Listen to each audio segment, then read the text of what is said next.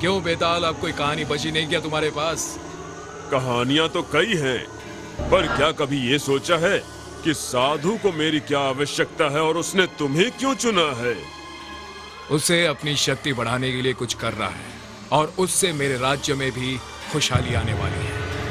ओह, ये बात है। विक्रम, तुम कुछ नहीं जानते हो। उसे अपनी अच्छी नहीं बुरी शक्तियां बढ़ाने के लिए मेरी आवश्यकता है। वो असल में एक तांत्रिक है। अच्छा, अब ये सब बातें रहने दो। अब बताओ कि तुम्हारे पास कोई कहानी है भी या नहीं? अभी नहीं मान रहे हो ना, पर जल्द ही मान लोगे। शायद अभी तुम्हें सब कुछ बताने का समय नहीं है। चलो ठीक है, मैं तुम्हें एक और कहानी सुनाता हूँ। बहुत पुरानी बात है। बाली द्वीप पर दो सौदागर रतन और मदन रहते थे। दोनों मित्र होने के साथ साथ साझीदार भी थे। एक दिन की बात है। आज का दिन बड़ा अच्छा था। हमारा धंधा भी बहुत अच्छा रहा। हाँ, और आज तो हमें एक से एक लोग भी मिले। हाँ, तुम्हें वो मोटू याद है जिसकी छोटी सी मूछें थी? पहले तो मुझे लगा कि उसके नाक के नीचे मक्खी बैठी है। बस अब और मत हंसाओ, पेट में दर्द होने लगा है। ओह, चलो अब थोड़ी देर आराम कर ले।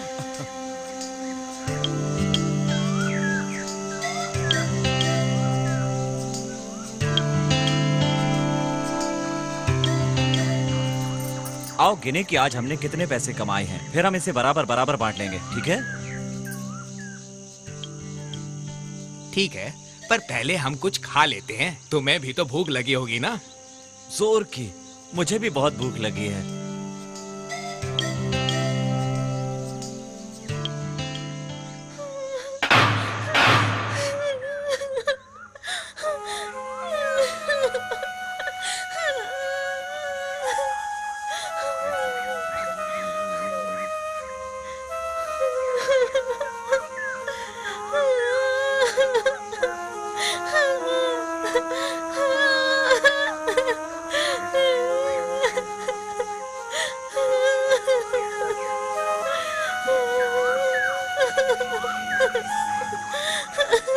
तुम कौन हो देवी, और रो क्यों रही हो तुम? मैं अपने पति के साथ जंगल से गुजर रही थी, तभी लुटेरों ने हमें लूट लिया। लूट लिया?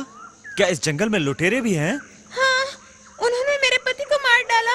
मैं अब बिल्कुल बेसहारा हो गई, मेरे पास पैसे भी नहीं। हे भगवान, तुम्हारे पति के लिए हमें बेहद अफसोस है। अच्छा, अब तुम क्या करोगी?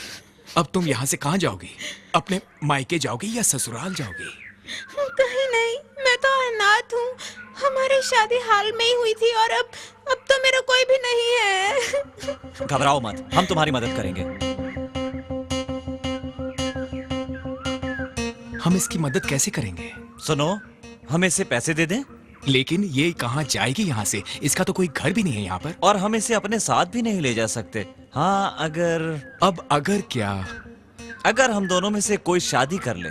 लेकिन इससे कौन शादी करेगा? और ये शादी करना चाहेगी भी या चलो नहीं? उसी से पूछते हैं। हम ये सोच रहे हैं कि हम तुम्हारी मदद करना चाहते हैं, लेकिन हम तुम्हें साथ तो नहीं ले जा सकते ना, इसलिए हम मदन, तुम ही बता दो। देखो, इस समय ना तो तुम्हारा कोई सहारा है और ना ही तुम्हारे पास कोई घर है, इसलिए अच्छा होगा तुम शादी कर लो। फिर से शादी? लेकिन मुझसे कौन शादी करेगा? हम में से एक। हम पर्ची पर अपना अपना नाम लिखकर मिला देते हैं। तुम पर्ची खींचना, जिसका नाम लिखा होगा वही तुमसे शादी कर लेगा।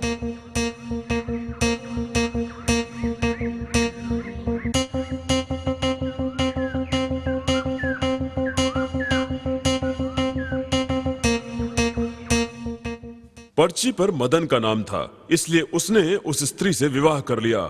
1 साल बाद उस स्त्री ने एक खूबसूरत बच्चे को जन्म दिया। मदन बहुत खुश था, परंतु बच्चे के जन्म के तुरंत बाद मदन की मृत्यु हो गई।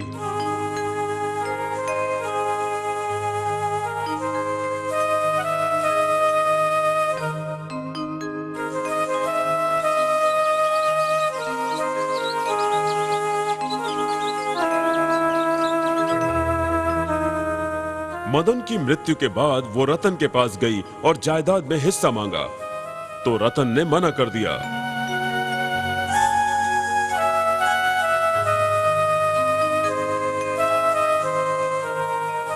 फिर वो फरियाद करने राजा के दरबार में गई।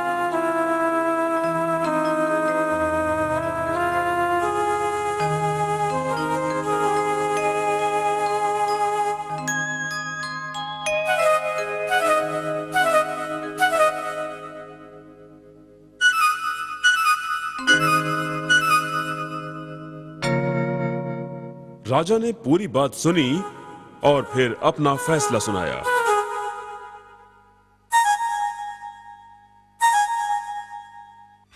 अब तुम बताओ विक्रम, क्या उस स्त्री की मांग सही थी और राजा ने क्या फैसला सुनाया? मदन और रतन दोनों ही व्यापार में साझेदार थे और दोनों ने औरत से अपने पति को चुनने के लिए कहा। मतलब दोनों पर उसका बराबरी का हक था। उसकी मांग बिल्कुल सही थी और राजा ने भी यही फैसला सुनाया था। बिल्कुल सही जवाब विक्रम, लेकिन तुम समझदार होकर भी बेवकूफ हो, भूल भी जाते हो।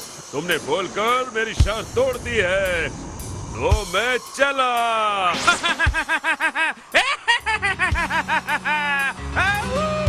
तुम नहीं जा सकते बेताल, मैं तुम्हें जाने नहीं दूंगा बेताल।